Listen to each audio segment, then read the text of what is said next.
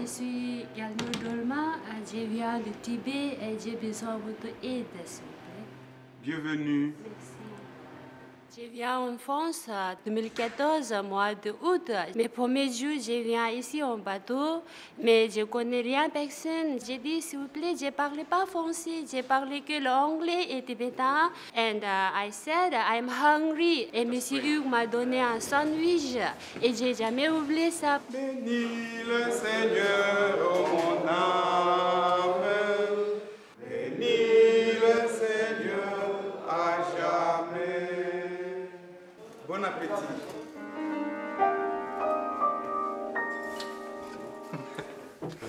Je suis arrivé en décembre dernier, moi.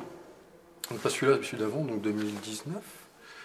Suite à des problèmes personnels, pas si graves, mais graves quand même. Et puis j'ai été accueilli par le bateau qui m'a ouvert les bras rapidement et très facilement. La vie est pleine de surprises. À la base, j'étais manager de restaurant. Étant donné que, on va dire que le mix combo RATP, Covid, Gilets jaunes, ça a fait que mon employeur a fermé, quoi. Donc depuis, j'ai travaillé un peu pour l'association aussi, en tant que chauffeur.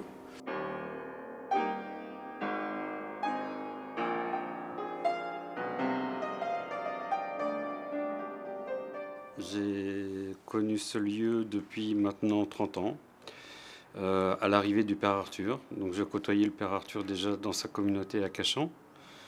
Et le jour où il a été nommé aumônier de la batellerie, il m'a demandé si j'étais désireux de le suivre, ce que j'ai accepté. Et donc on est arrivé ici, il y avait déjà la pierre blanche qui existait, mais vraiment en tout petit.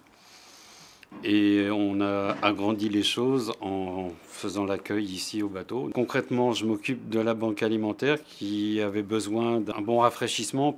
Et il y a eu donc un entrepôt qui a été loué par l'association.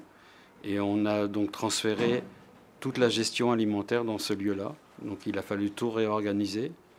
Aussi bien, on va dire, l'approvisionnement en denrées alimentaires dans les supermarchés, les collectes, et puis tous les modes de livraison dans les lieux de vie.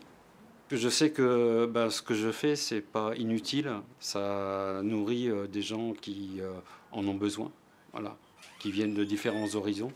Donc si déjà ça leur donne une certaine chaleur et un bien-être dans leur vie, c'est l'essentiel.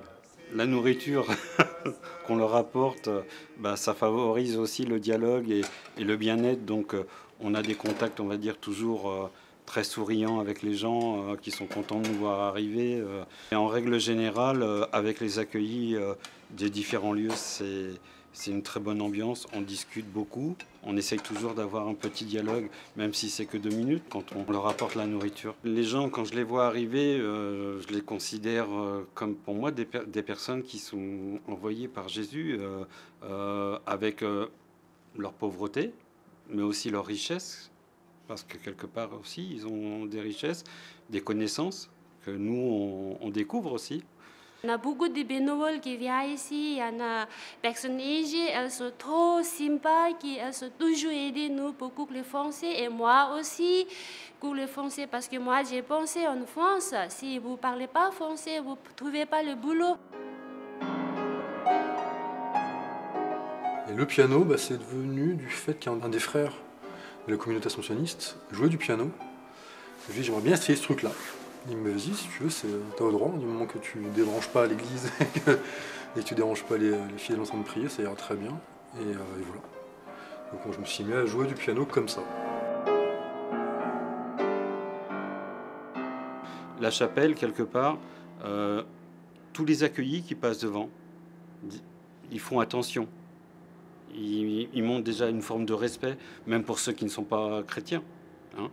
Et ils nous voient aussi, nous, pratiquer notre religion. Et ils se disent, ils ont un très grand respect, parce qu'ils savent que c'est un lieu pour nous qui est sacré. Et même s'ils ne sont pas pratiquants ou croyants, voilà, ils savent que pour nous, cette chapelle est un lieu important. La pierre blanche, elle est comme ma maison. C'est ma famille. Quand quelquefois je suis triste, je manque ma famille, je prends ma cahier de bouddhiste, je reste là-bas et j'ai prié. Après, je suis trop tranquille. Moi, c'est une place unique pour moi.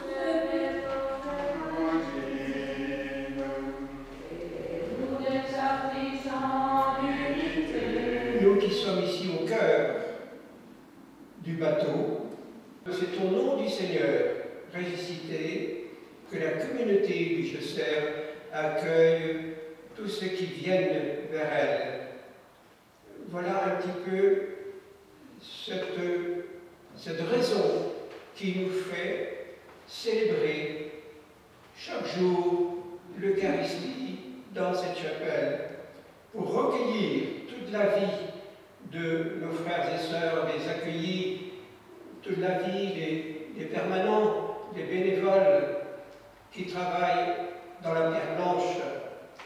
C'est notre rôle de chrétiens de prendre toutes leurs intentions et toute leur vie dans notre prière.